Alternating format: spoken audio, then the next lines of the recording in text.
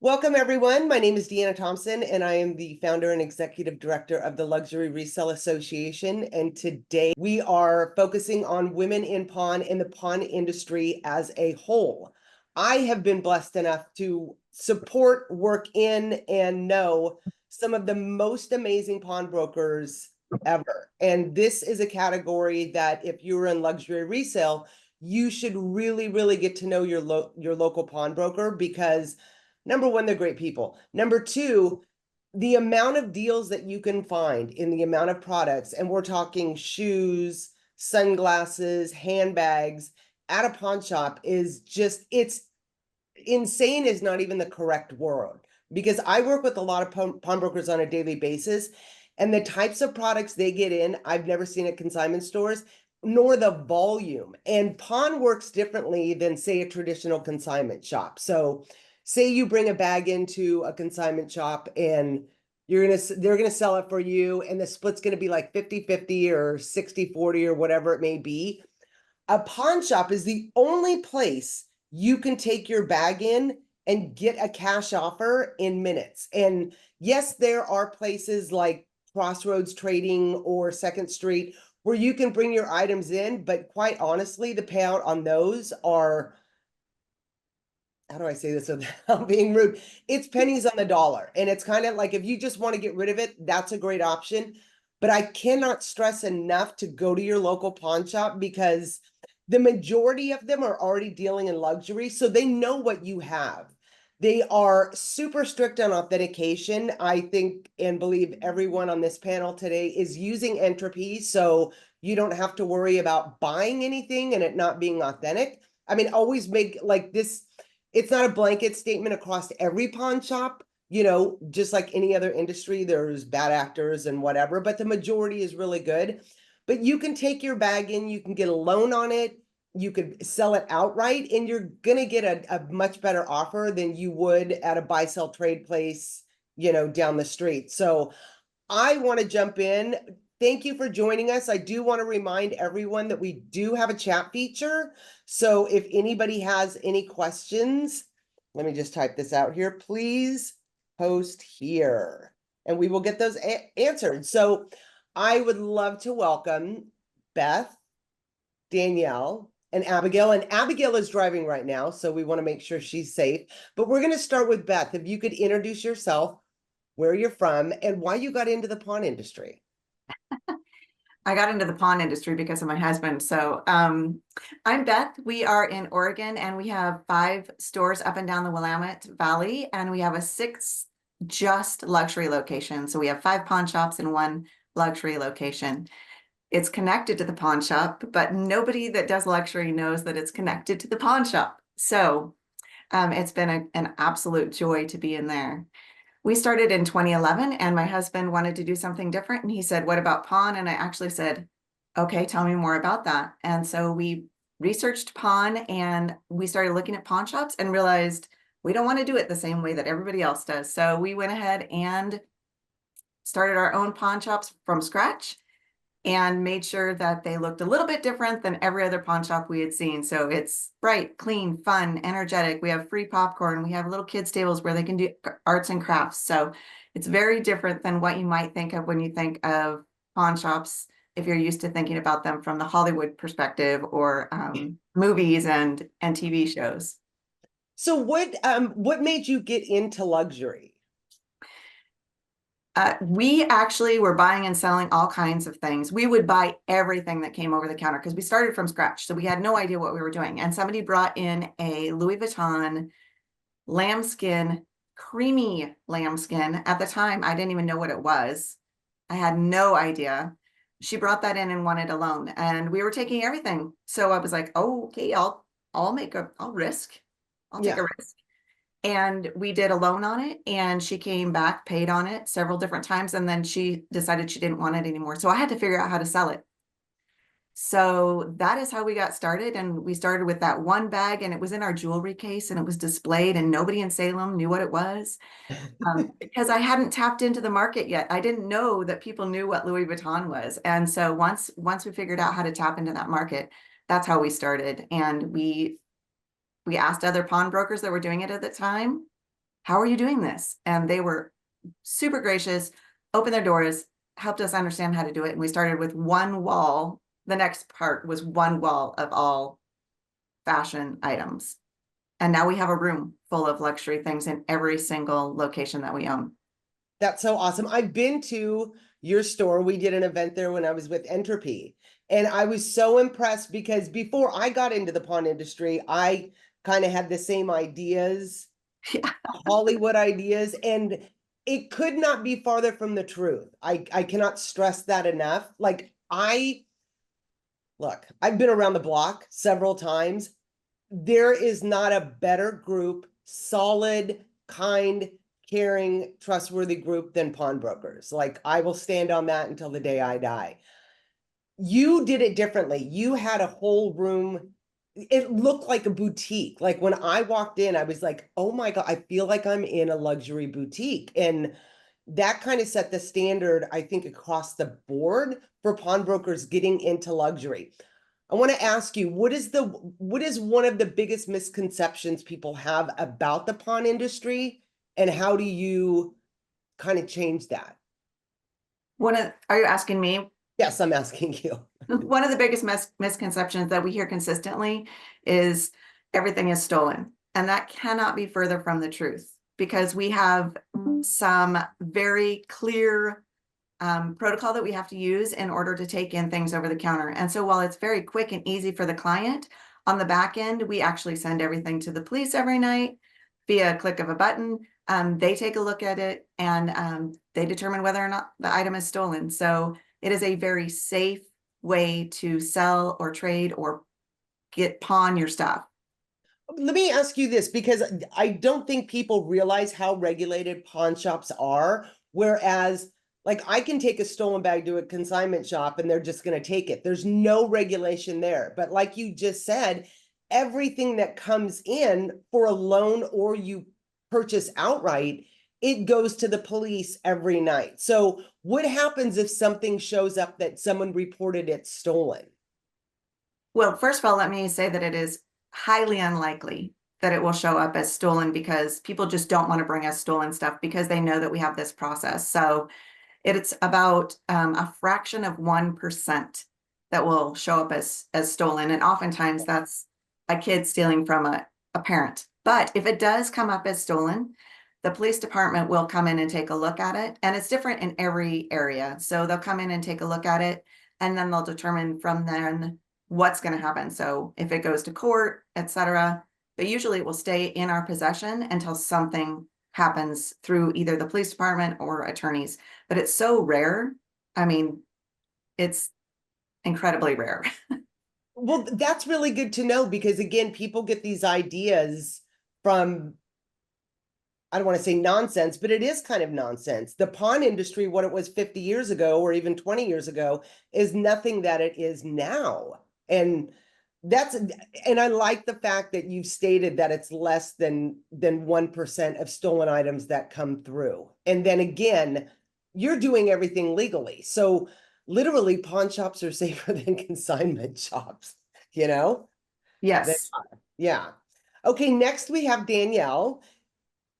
Danielle is, okay, so please introduce yourself. I'm not even gonna, Yes. you introduce yourself. Hi, everyone. I'm Danielle Foster. I'm from Dallas, Texas. I'm a graduate gemologist. I'm a second generation pawnbroker. We have 9 locations in the Dallas area called Uncle Dan's Pawn. I've been working full time in the pawn industry for 7 years now. I've been a gemologist for 9 years now. I also process all of the jewelry that comes into our store that comes out for sale. I created a custom design business called By Gem Girl. That business was created because I had a lot of friends coming to me. They were wanting to make a custom ring, especially friends that were getting engaged. They knew that I worked in the jewelry business in some capacity. So they came to me, they were like, hey, can you make a ring? We've had a very good relationship with a jeweler for 35 years now. So this great relationship was born where I was creating custom jewelry. And so thus By Gem Girl was created 5 years ago. It's been a great journey. We also sell luxury handbags. We got into the luxury bag business about 5 years ago. We kind of started the same way you did, Beth, where people, started bringing us Louis Vuitton handbags, and we are in Dallas, so we do have those luxury clients that know what the designers are, but we didn't have them out for sale in our stores. So it was really interesting. Once we started taking them in and we started displaying them in our showcases, then the floodgates opened and more people started bringing them in. And now that's become a very, big part of our business. That's a lot with what I have to do. With By Gym Girl, we are an online business right now, but we do have several pop-ups throughout the year. So at these pop-up events, I'll bring a bunch of handbags. I also have ready-to-wear fashion diamond jewelry that people, can grab and go. On top of the custom jewelry as well. But the pop-up is really, to showcase all the amazing handbags that we get into the pawn shops. And so we have a lot of bags that come in and we're very selective about what we send back to the store. So we really have to understand our audience, understand our market, our customer, who's coming in the door. And with that, the bags that are coming in, we have to decide, is this going to be a better bag for a By Gym Girl client? Or is this a bag better suited for our pawn clientele? And they're two totally different markets, but we definitely have to understand, both, all sides of the market and understand our customers and their wants and needs.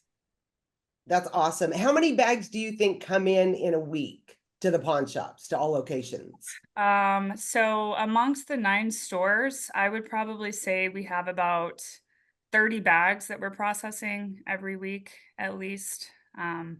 So that might be on the low end. I'm just looking in the corner of the room here that I'm in and just kind of trying to take a quick count there.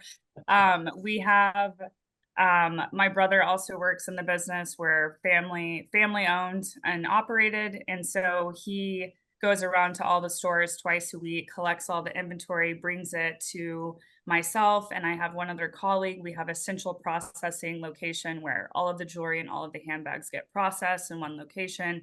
It's just safer that way, and that way we have consistency amongst our pricing.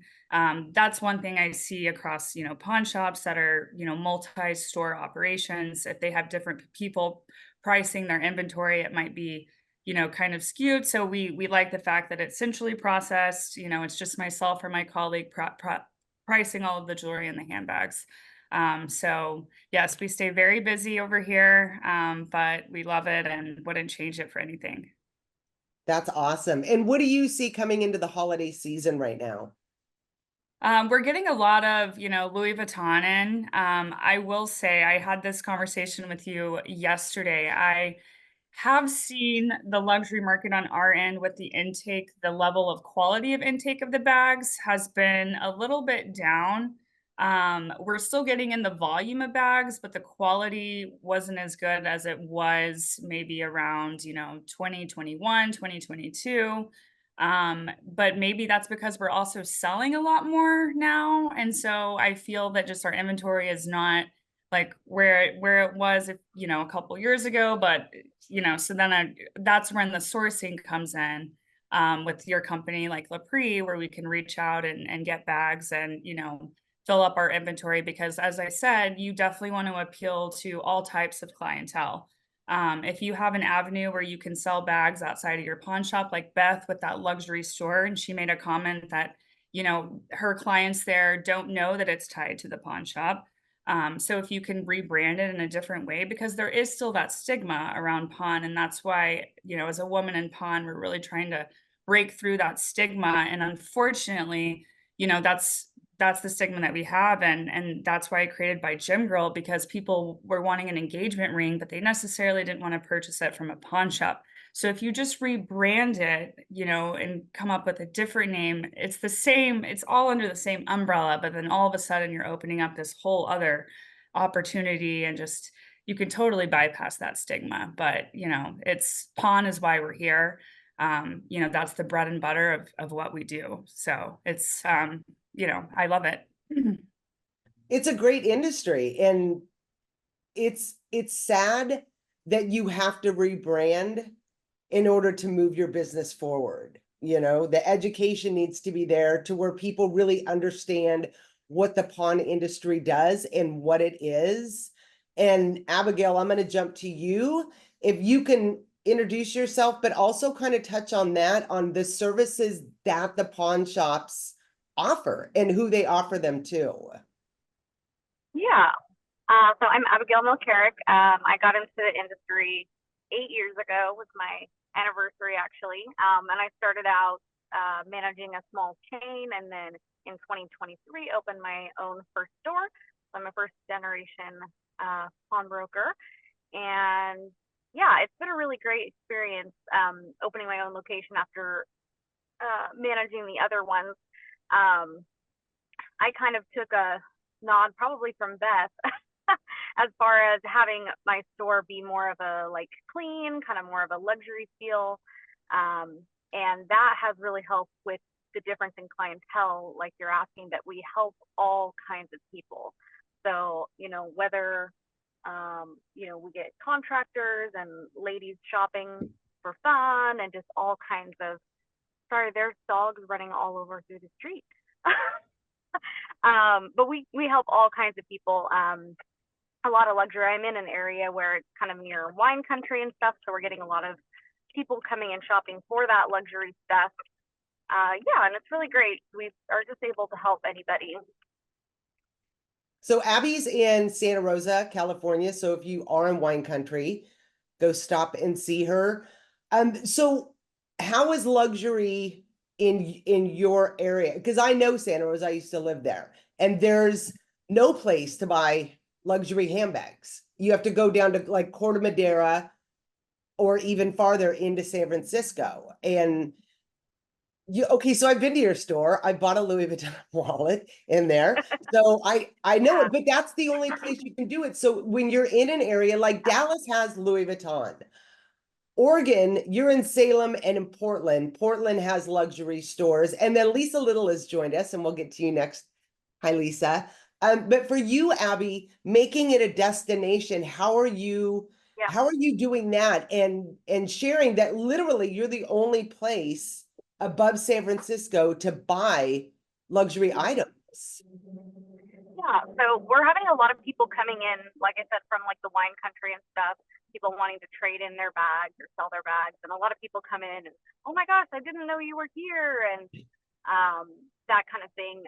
I do a lot of Instagram, and you know, we focus mainly on jewelry, but then interspersed in the bags, and you know, people see those posts there and call us or comment us, and they make the trip up, because you can create that kind of like mini niche, you know, from social media.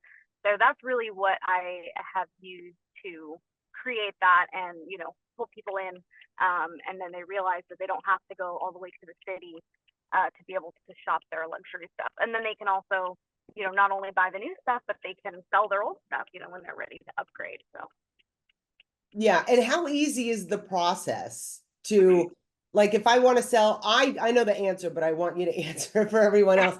Like if I had a Chanel bag that, you know, was authentic, and I hate it, my ex-boyfriend gave it to me, whatever. I just want to sell it and get money out of it. How easy is that process, bringing it into a pawn shop? yeah, it's super easy. You know, people come in, they bring their items, you know, we talk to them about the item. What do you want to do with it? Because there's also the option to get a loan on it. If they don't want to get rid of it, you know, they can always get a loan and have the opportunity to get it back. It's probably like 15 minutes or so. We use Entropy, which I think most people here do, to authenticate the bags. And people always understand that. They're like, oh yeah, I understand, you know, you have to wait a few minutes and authenticate it. And it's really easy. You know, we come up with a price, we talk about the price while Entropy is doing its thing, and we make a deal. See, 15 minutes and you can get cash. And again, you're going to get more cash than anywhere else. That's why I love pawn shops. Thank you, Abby. Yeah. Drive safe. Good morning, Lisa Little. Good morning. Please introduce yourself, where you're from, and the recent award you won. Oh, okay. Well, I will. Okay, my name is Lisa Little. I own Fieldstone Jewelry and Pawn in Conyers, Georgia. So right now I'm kind of winding towards the end maybe of my career. I've been a pawnbroker since 1987. That doesn't mean I'm stopping anytime soon. I'm just saying it's unlikely I'm going to be a pawnbroker 37 more years, right? Yeah. uh, but yeah, I've been in pawn since 1987, and this year I was honored to join Beth Nundy over here as pawnbroker of the year for the National Pawnbrokers Association. So she won it in 2019, and I got it this year, and it was an amazing honor. You know, after 37 years where your peers recognize you as something like that, it's quite humbling, and very much because there's so many women and men, you know, that are just so good at this. And so it was great, and I really appreciated the honor. Well, So congratulations. You deserved thank it. you. I appreciate it. Yeah, it's been a lot of fun. A lot of very, very fun. That's awesome. So tell us about your store. Do you see a lot of luxury, and what are the trends that you're seeing right now? So it's interesting. We're a little bit down in luxury right now, but the summer was better than I anticipated. So I don't know what that's all about. We're not turning things quite as fast as we have. I don't know if it's an economy thing, could be an economy thing. But we are taking in a few more items. So it's kind of weird. I'm sort of upgraded the look of the way I was displaying luxury recently. I'm keeping a lot more, giving it a little bit longer shelf life than I was before, to see if that changes things. And I think that's probably key in something like this. There are going to be different times of year, especially in the pawn business. There's different times of year, and you have different supply and demand during those times of year. Obviously, Exactly. just like in any retail, Christmas is going to be, you know, really, really busy. You're going to sell a lot more, but you know, summertime's a lot of times we kind of have a stop when it comes to sales. So we rely on things like layaway and that kind of thing to kind of move us through that time. And you know, some people do sales, some people don't do sales. It really just, it kind of depends on your area. I'm in the outside of the metro area of Atlanta. So there's lots and lots of luxury salespeople inside Atlanta, but I'm kind of on the southeast side, not a ton out here. So I do kind of enjoy that distinction where I am. Of course, coming up against that hard stop of, you're a pawn shop. What? You know, is any of this stuff real? That's what people are always worried about.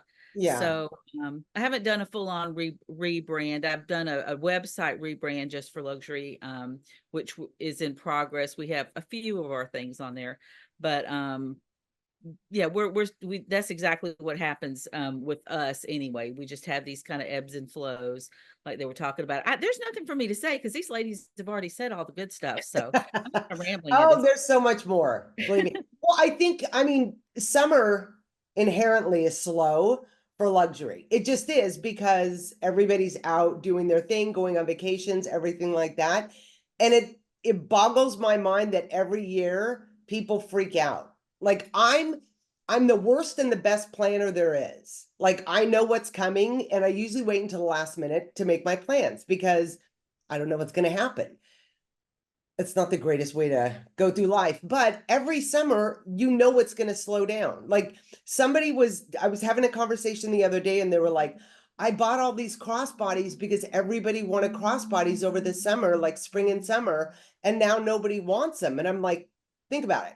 Summer's over. Your summer, you want to be hands-free. Now it's about totes and shoulder bags. Like it's an ebb and a flow. And this is across basically, you know, any luxury, you know, pre-owned industry.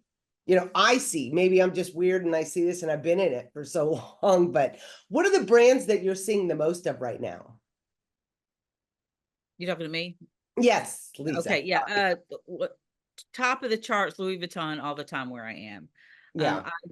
I don't see, you know, I've seen maybe 2 Hermes in the whole time I've been doing it, which is kind of strange to me. And I see a few Dior, really more Dior than Chanel, which I think is kind of interesting. I don't know why That that is is. interesting. Yeah, but top of the charts, Louis Vuitton, and probably second would be Gucci. And what about you, Beth? What are the brands you're seeing? I would echo that, but we have several stores in several different types of locations. And like Abigail, we're in wine country in one area. So there, Louis Vuitton tops the charts. And then we go into a lot of casual brands. So kind of an interesting mix there. In our downtown Portland location, we mostly do Louis, Gucci, and Dior, and then Chanel. Probably Chanel and Dior are tied. And all of our other locations, we have in Salem, we do a mix of everything. But again, it's gonna be the top of the chart is gonna be Louis Vuitton. And then we're gonna go into Gucci. And Hermes is only going to be in downtown Portland. So it depends on where you are. For us, it's very, very clear. We're about an hour away. Our stores are about an hour away from each other. And it is night and day difference in these stores. So it depends on your clientele. And you have to know, like Danielle was saying earlier, you have to know your clientele. Yeah, that's so true. But I don't find it interesting that Louis Vuitton is number one, because I think Louis Vuitton across the board, to me, it's almost like an intro to luxury. Like everybody wants a Speedy, they want to keep all, they just want to have those iconic bags from that brand. Plus, it's one of those things with the, the monogram being monogram. You can go out of the house wearing, head to toe Old Navy, which I love Old Navy, and carry a Louis Vuitton, and it's gonna up your like, people look at it and they're like, oh, okay, well, you can afford Louis Vuitton, so you're successful. That's why we all carry luxury bags, I think. So how is that, and Beth, this is for you. How is the loan process for, like, if I brought a Chanel bag in, how is that process, and like fees, and how long do I have to pay it off, and all that good stuff? Every state is different for if you get a pawn. If you pawn your item, every state is different. In our state, it's very quick. So you do have to have a valid ID. You come to the counter with your item. We take a look at the item and we assess the item.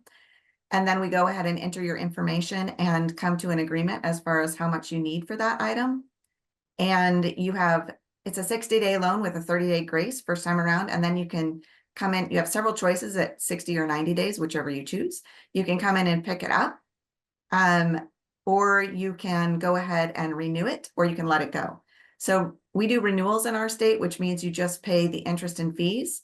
And so if you were to get, and I'm just using round figures, if you were to get a $100 loan on any item, let's say you just had a little, maybe it was just a little key fob or something, that was Chanel or Louis Vuitton, we might do $100 on it. If you were to get a loan on that, you have 60 days to pick it up, and it would cost you about $21 to pick it up, $121 to pick it up, $21 to renew it.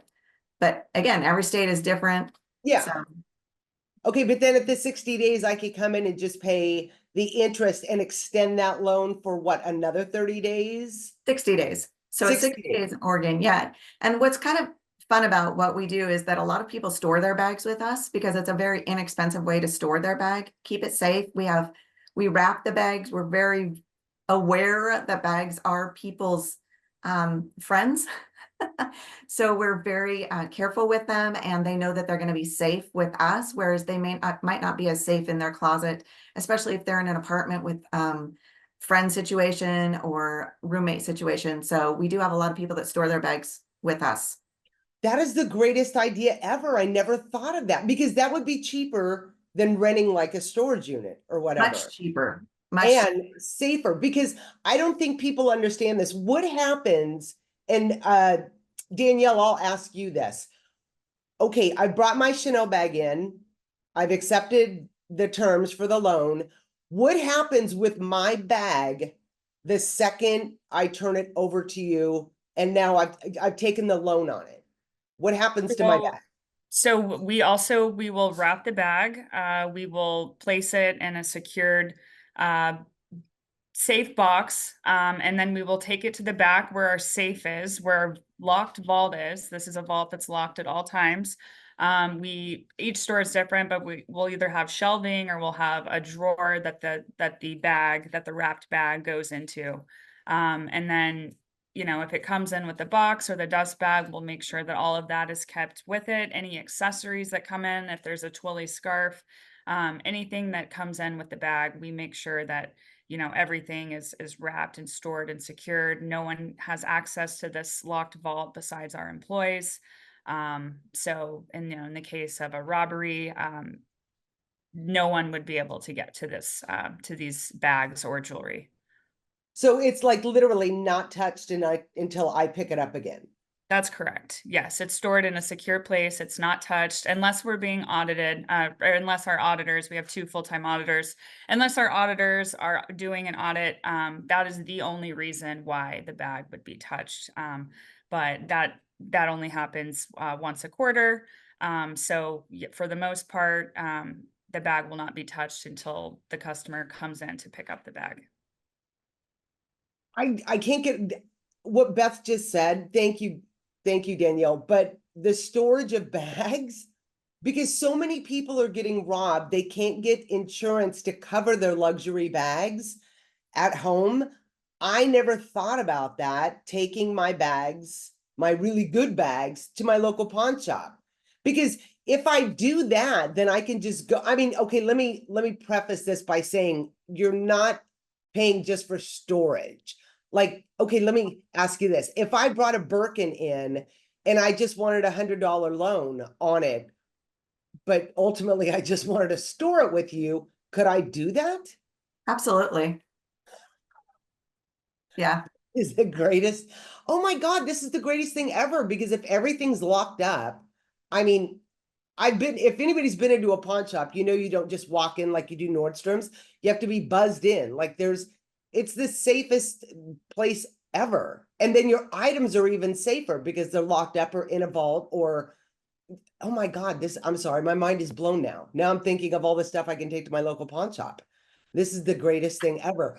Okay, so let me ask Abigail, what do you do when somebody brings in an item that is not authentic, but they are swearing up and down that it is? Like, how do you handle that? Yeah, so that happens occasionally. You know, we take a look at the item still, even if we're aware fairly soon that it's not authentic. Make sure to take our time with it. And then we'll talk to them about where they got it from, why they feel how they feel, if they, you know, are starting to notice that something is off. And we'll explain to them the reasons why we believe that it is not good. And we stray away from, you know, using the word fake or anything like that. We just tell them that we can't verify it. But, you know, if they're like, well, what's going on with it, you know, and we'll explain, well, you know, this marking is not consistent with the authentic Louis Vuittons that we've seen, or, you know, this material is not quite correct, and stuff like that. And we try and very kindly explain our process and why it doesn't match up. Okay, well, that's nice. And I think, you know, some people know that their items are counterfeit and figure, oh, I can just take it to my local pawn shop and they won't know, Yeah. but that's like the worst idea ever. But it's nice that you try to educate them and explain why, because there's some people that just believe that it's authentic because they don't know any different. And, you know, we don't know until we learn. So that's nice that y'all are kind. Lisa, for you, what is like the most awesome thing that's come through your pawn shop that you were like, I've never seen this before. I didn't know this existed. Oh my God. Oh my, that is such a tough question. I've never seen this before and I didn't know this existed. Well, just like it came in and you were like, oh my God, I cannot believe this has come through our doors. Because I've been to enough pawn shops where I'm like, I didn't know this brand made that. And I bought okay, it. as far as luxury, because I was going to say it's actually a piece of jewelry. That's fine. Okay, so I got some Atosha treasure, which was fashioned into a pendant, and it has the coin in the middle, a piece of 8 in the middle, and then it has emeralds set in it in the shape of a mermaid. Oh, And and I wow. kept it. I have it still. Good for you. I didn't let that one go. It is absolutely beautiful. I did have a couple of Levion pieces that were quite interesting. I know that's not luxury, you know, I know that's not that's more casual luxury, I guess, but very interesting. One of them is a crab and it moves. I kept that one too. I thought it was really cool. That's And then there's cute. like a little fish pendant that they had brought with it. So it's little things like that, you know, just unusual things that I maybe would never go to the store and buy or Yeah. have or be at the auction when they sold, that come in sometimes to pawn shops that we're like, whoa, that blows my mind. So it might not be some weird item that you would use around the house or use in your tool category there, like a lot of people think. It's these jewelry items that are, some of them are one-offs, one of a kinds. I just thought of another one. Snail earrings, platinum snail earrings. Who wanted platinum snail earrings, I ask you? But somebody did, and I actually restored them. One of them was kind of crushed, and I restored it. And yeah, so you just really never know. Jewelry though is so fun because you know, women are so varied. Everybody likes something different.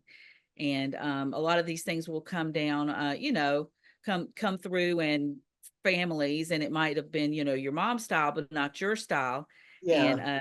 but you don't want to get rid of it, but maybe you need a little bit of money, and so you'll bring that in. Same thing with handbags. Recently, even I've had several people who had, you know, relatives that had handed down you know, entire handbag collections, and brought them in, and I had to go through and, you know, give them the good news and maybe the not so good news about the different bags in them. Yeah. I wanted to mention one thing about this. It's not the question you asked, but I was thinking when Oh, somebody no, was please do. can't remember, you know, what I have found, and I'm sure all these ladies have found, and because they're way better at this than I am, but is that smell is very important in this equation. Oh, yes. And so condition is super important when we're taking these things in. If you're thinking about doing it, you know, and you see something on there, you go, oh, that's not that big a deal. Well, I beg to differ. It probably is that big a deal. So if you're going to start, do your best to start right and get the better condition bags. They have them. They just left them at home. Yeah, Okay. exactly. They have them. Also, and let them know exactly what it is that's holding them back on that bag. They'll go home and get the other bags. And then and also condition with the smells. I don't know about in your parts of of town, but where I am, sometimes they use their bags when they're doing things that are nefarious, and the bag retains that smell, and it's really, really hard to get it out. I'm not saying it's impossible. Sometimes you can, and we do try, you know, if it's really good condition, sometimes I'll roll the dice on it, and I will. But just keep that in mind, that it is really hard to get, you know, cigarette smells out and other Yeah. smells out of those bags. How And do you you don't really get want your those? office or Yeah. How do you get those smells out? Because I think in the pre-owned industry, and I'd love to hear everybody's ideas on this, Ozium. There's okay, so a lot of these bags come from Japan, or they've been in closets for years and years and years, and they have that musty smell. Now that's a smell that can be fixed. I was trying to think of the correct way to do it. It may take a couple of weeks, but you can get that out. Cigarette smells, weed smells, those are much more difficult. So how do you guys get those smells out? Because I think everybody wants to know that. I'll tell you one thing, and then Yeah. I see Beth's going to talk. We actually, and this makes it sound strange, we actually take them out in the sun and pull the lining apart. If it will come out of the main part of the bag, we'll literally pull it out, Yeah. and we will leave it out for a little while. And sometimes we'll do that 2 or 3 days in a row just to see what happens. A lot of times that'll get a lot of it out. I don't know why, probably because it's the same reason the OCM does it. But and then, well, go ahead, Beth, you too. Beth, what do you do? We actually on Amazon bought these little packets of charcoal, and you can shake them and then throw them in the sun. And if you leave those in the sun, they reactivate, and you can throw them inside the bag and zip the bag up. And that's been really good. we had a fire in 2020 in our building and we lost everything, but there were a few bags that were in there that I saved. And that actually was one way that I was able to save them from that smoke smell, was by throwing those charcoal bags in there.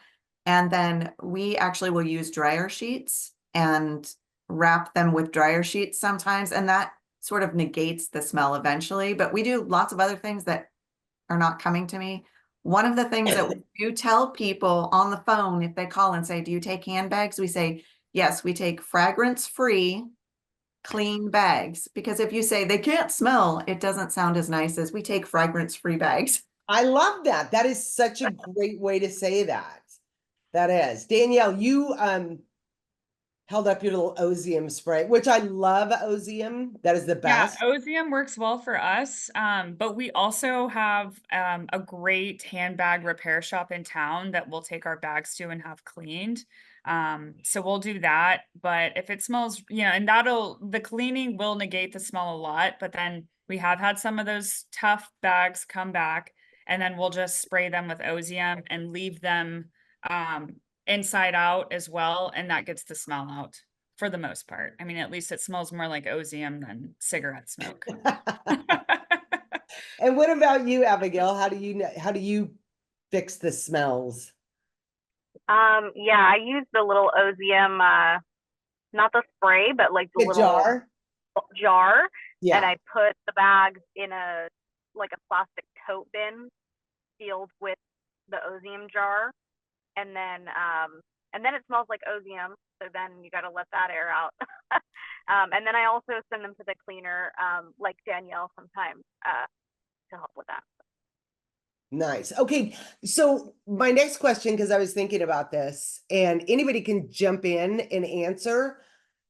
So I know this industry enough that when I go to a consignment shop and they say have a price of $1,500 on the bag, that's it. There's zero negotiation there, 9 times out of 10. But in a pawn shop, you guys do things a little differently. Like you guys will move on a price. Am I correct? Let's start with Danielle, and then I want to get all of your answers on this one. Yes. Our clients expect a deal when they come into our pawn shops. So we mark our bags with the anticipation of making a deal, offering some sort of discount. And then we also look at the age of the handbag. If it's a new arrival, we will not discount it. But if, it's an aged bag, which age for us would be more than 6 months, then yes, we will mark that bag down, at least 20% to get it gone. So yes, we're always willing to work out a deal with our clientele. But on the other hand, with that, with my By Gym Girl clients, they're more willing to pay the full tag price. Those clients, they're not really there to work out a deal. They just find a great piece that they love and they'll buy it. So it really just depends if it's, a pawn shop client or a By Gym Girl retail client. Yeah, and I think that's, across the board for anyone. Like if I walk into Nordstrom's, okay, so I'm gonna stop on that analogy because I didn't think it through and it doesn't make sense, but I understand. Beth, what do you do? Like if I came into your store and you had a Louis Vuitton for $1,500 that was out for a week, could I offer $1,400? Would you take it? I mean, don't come in and say, oh, I'll give you half. That's offensive. But, would you be willing to deal like $100 off? We would if we priced it wrong. If it's priced accurately, we just sell it like it is. So we're a little bit different from most pawn shops. We don't have a lot of negotiation that happens. Mostly we try and price things under what they are worth on the open market. So we work really hard to do that in our area. You have to take into account that in our area, it looks different than maybe in Dallas, where you could sell something for much more than you could in Salem or in McMinnville, where our little shops are. But for the most part, you can always make an offer and we will tell you what we can do. So yeah, I think it's just the opportunity to negotiate. yes. Because look, everybody wants a deal. I get that. But what I have seen personally across the board at pawn shops, their pricing is amazing. Like I've bought so many things from pawn shops, but it's not like, oh, this is so low, it, it can't be real. It's like, okay, this is a great deal because, everybody will pull Google Lens and look online. And it's like, I have it in my hand. I can inspect the whole bag. Here's the entropy certificate. And I'm still saving money than, anywhere else online where I have to, hopefully it's authentic, it's in the same condition, and then I have to wait for it. But Waiting is Yeah. the worst part. And also we'll trade. So we'll take in your Ooh. bags in trade. So it's like this win-win situation. And it's really a fun way for not only us selling, but the customer to come in and say, I have these 2 bags. Can I put these 2 bags toward this bag? And I have a coupon. And it's really a fun way to start stacking. Well, that's great because I forget about that you can't, because I think everybody has bags in their closet. I mean, God, I know I do. I've never carried. They need to go. And me personally, I'm over trying to resell anything. I have been for years. It's just not my jam. I would much rather take my bags to a pawn shop and trade them in and then get something that I will. Oh my God, we could just do this forever, years and years and years. It's I really love fun for us. Yeah, another thing that I don't think people understand or realize, and Abigail, this one's for you, is you guys offer layaway, correct? Does everybody on this panel offer layaway?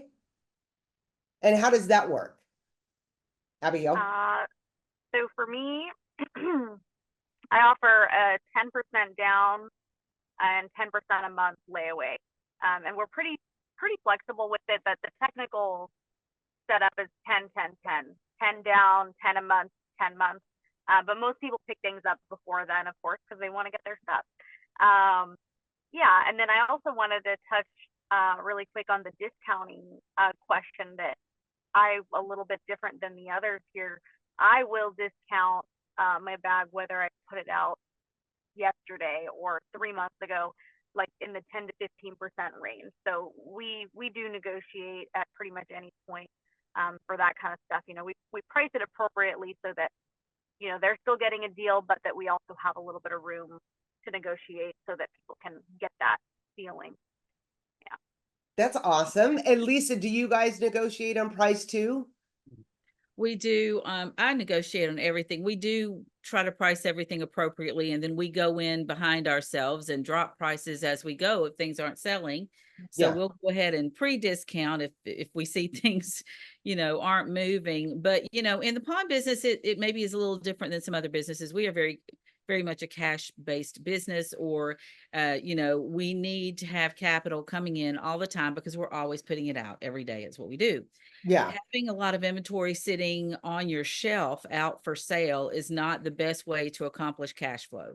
So, and it, just depending on where you are, sometimes you maybe can't afford to hold that inventory a little longer, but a lot of times you need that cash flow. So yes, we do discount just for the purpose of getting the numbers where they need to be, getting the inventory numbers where they need to be, and the cash numbers where they need to be, so we can loan it out. Because I'd much rather loan out my own money than have to go somewhere and borrow money. So, we do discount. I will say that I will be on some things very firm because I know we're very well priced, and people will come in and try to take advantage of you because they think you're a pawnbroker and you don't know or whatever. But yeah, we do. And I actually wanted to go back to, I may have just lost it. Hang on. Something Beth was saying. Actually something Beth taught me right in the beginning. So I got into handbags in 2019, right before COVID hit. Like literally, I bought a bunch of bags from after.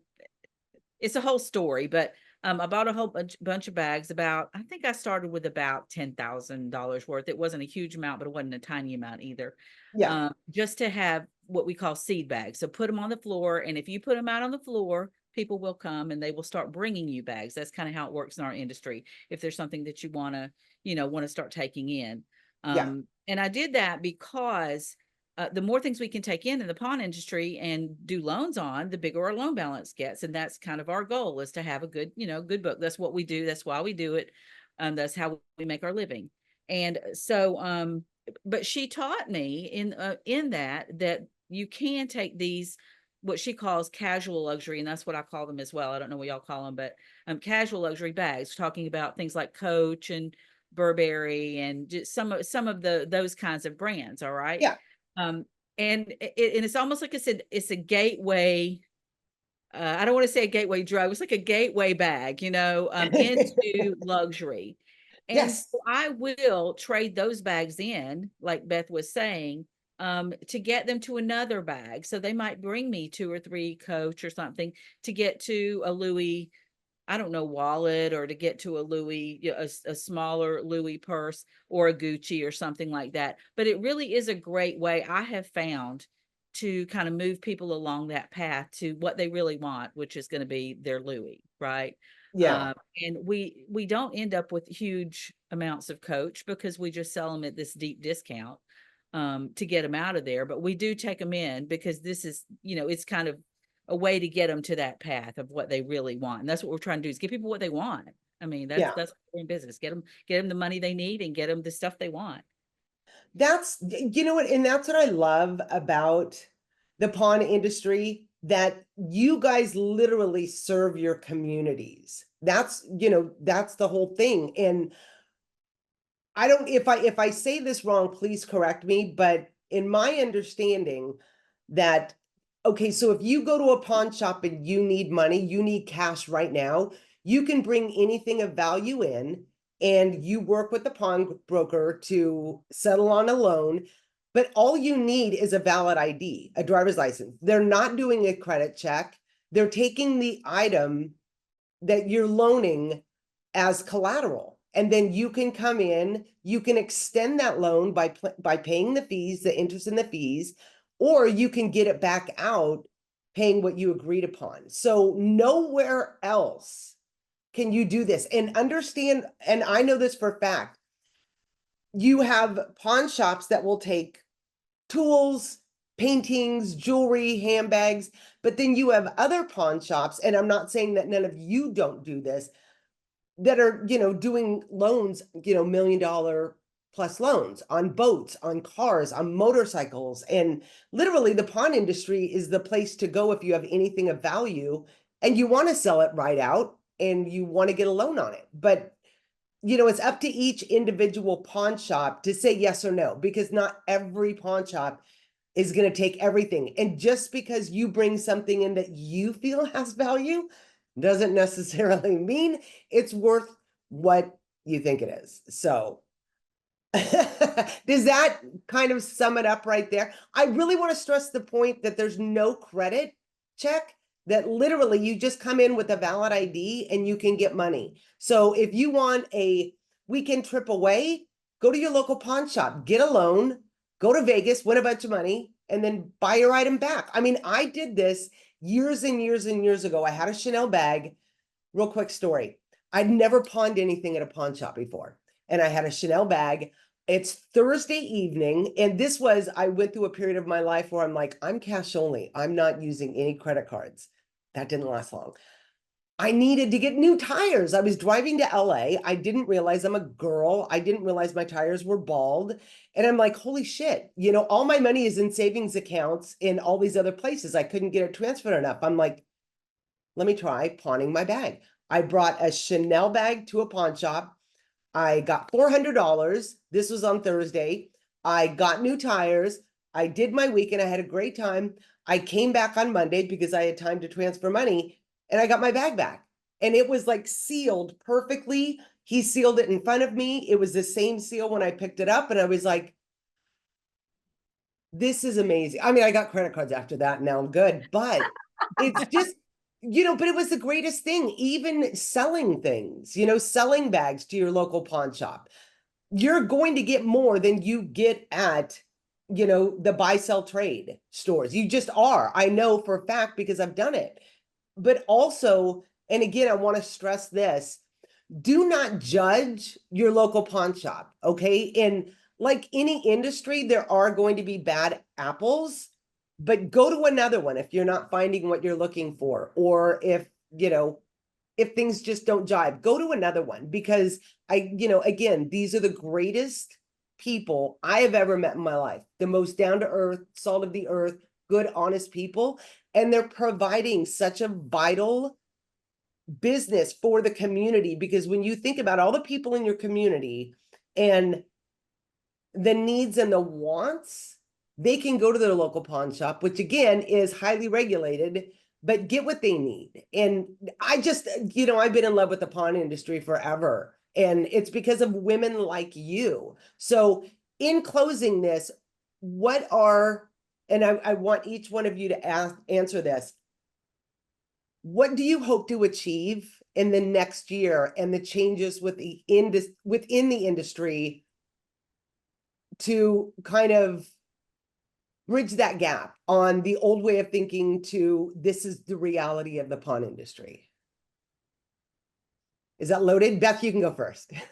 So part of our mission is to help people understand, to break that barrier and help people to understand that pawn shops are an incredible place to do business. So Yes. we want to improve the image of the pawn industry, and we want to be able to educate people we want to be able to educate people. And part of the way that we want to do that over the coming year, and this is kind of a loaded question, but part of the way that we want to do that is by making sure that we're connecting with our legislators and making sure that we're connecting again over and over with our community. We want to be able to hand out as much money as possible. That's my job, is to hand out as much money as possible to people who cannot get money in any other venue because they are disallowed because they don't have a job or they can't get credit. So I want to, and Adam, my husband, we want to break that bad image that we have. And the only way for us to do that is by working with one person at a time with kindness, integrity, and by getting them what they need in the community. And I'm totally looking forward to this year. It's going to be a really interesting year. That's so awesome. Danielle, same question. So what we're focusing on this year is creating social media reels, TikTok reels, where we are educating, as Beth said, the public on what a pawn shop is. All the amazing finds that we all know that you can find at a pawn shop, we want to convey that to the public. I think that the biggest thing we can do right now in the pawn industry is to change the perspective, is to get out on social media. That's where people are getting their research, their knowledge, their education. As silly as TikTok sounds, a lot of people are on there. In my generation, younger generation, definitely, even my mom is getting on TikTok and is telling me all these wonderful things she's learning. But if we just have a presence on social media and we put out the education, people are going to realize what, the amazing things that you can buy at a pawn shop. And as we've all said, it's a very safe and trusted place to do business. We're highly regulated. It's a safe space. You don't have to worry about meeting up with anyone in a sketchy parking lot. So pawn shops are just great all around to buy, sell, or trade. That's awesome. Abigail, same question. Yeah, so my focus is community engagement as far as that, and getting the word out about pawn shops. And I do events down in our downtown. We do a lot of like drives and stuff with youth programs. Youth programs and stuff are something that's really important to me, and so I'm always getting involved with that kind of stuff. Also like animal shelters, things like that. We sharing events and going to different events. And stuff like that. And then that also kind of ties into, the women in pawn thing. People think that the pawn shop is the gruffy man behind the glass counter from TV and stuff. And so by me personally getting out there and showing people, hi, this is your local pawn shop, and it's not a scary place. I'm not scary most of the time. And, you can go and meet a friendly person and, get to know your community. And yeah. I love that. Lisa, same question. Well, ditto to everything they said. Is there anything left, ladies? Yeah, I mean, I think for us, we have, and these ladies, we actually all know each other. We're all members of the National Pawnbrokers Association. So like the Luxury Resale Association, that's actually where I think all came in contact with you, Deanna, is through NPA. But we always are looking to elevate the industry in every way we can, right? Yeah. So we actually have, and I think Beth may have this as well. And Danielle, I'm not sure about you, a food drive that we hold all the time. And we have it outside of it sounds funny because we're talking about luxury, right?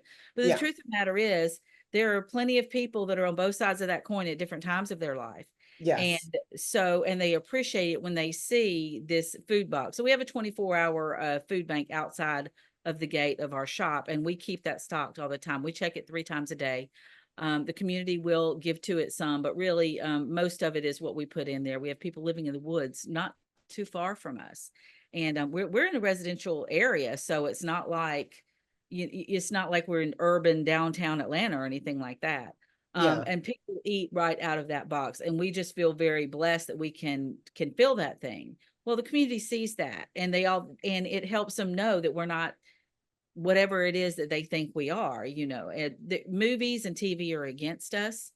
A lot of lawmakers are against us. One of the things we didn't mention earlier is that even the government has said, the CFPB is what it's called, the Consumer Financial Protection Bureau, has said that we do not trap people in a cycle of debt like other industries that are similar to our industry.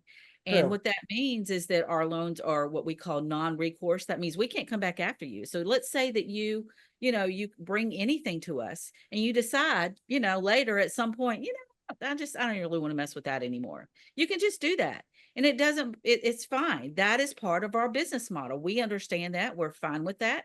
And you can bring us something else next week. It doesn't matter. So that it's all built into our business model. And it never will touch you. So if you go to buy a house later, or you go buy a car later, or you go to get a credit card, they will never know about the pawn shop. That is between us. That has nothing to do with your credit score or anything like that. So that's one of the things. It's not the question you asked, but it's like, how I'm so glad you said that. I'm so glad you said that because it takes work to dispel the negative ideas that people have about pawn shops. And this is why I've done a lot over the years, but this is why I wanted to do this, because I know that these business owners like you guys you're doing more for the community, and you're there more for the community than I would say 90% of the other, maybe 95% of the other businesses out there. And you're a safe haven for so many people. And just, bless you guys for doing what you're doing. Well, I appreciate it. To add to that, and I know that I speak for these ladies. I know people's mamas, their grandmamas, and I'm old enough now and have been doing it long enough that, I know some grandchildren now who there are certain people that they teach their children from, a certain age, and bring them into the shop with them and show them how the process works, so that if they get in a situation where they need some money, they know where to go. I've seen many, many parents and grandparents teach their children about the services that we offer in case they ever need them, because our customers are honest people. They are honest people. Now, in every business, you're going to have a few dishonest people. Let's be real. Of course. The grocery store has people shoplifting, and they have dishonest people that shop there. But our people are, like Beth mentioned earlier, less than 1/2% of stolen things have been found in pawn shops. That is an incredibly low number.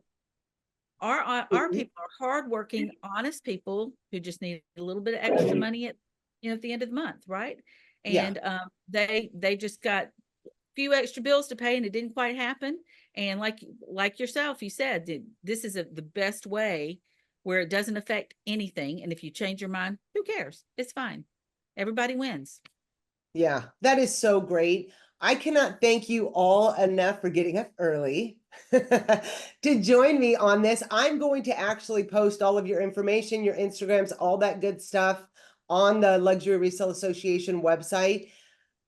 check out your local pawn shop. If you guys have any questions, like I said, I'm going to post all their information. Reach out to them, follow their Instagrams, connect with them on Facebook, on LinkedIn, all of that good stuff. But thank you guys so much. I so appreciate it, and enjoy the rest of your day. Thank you.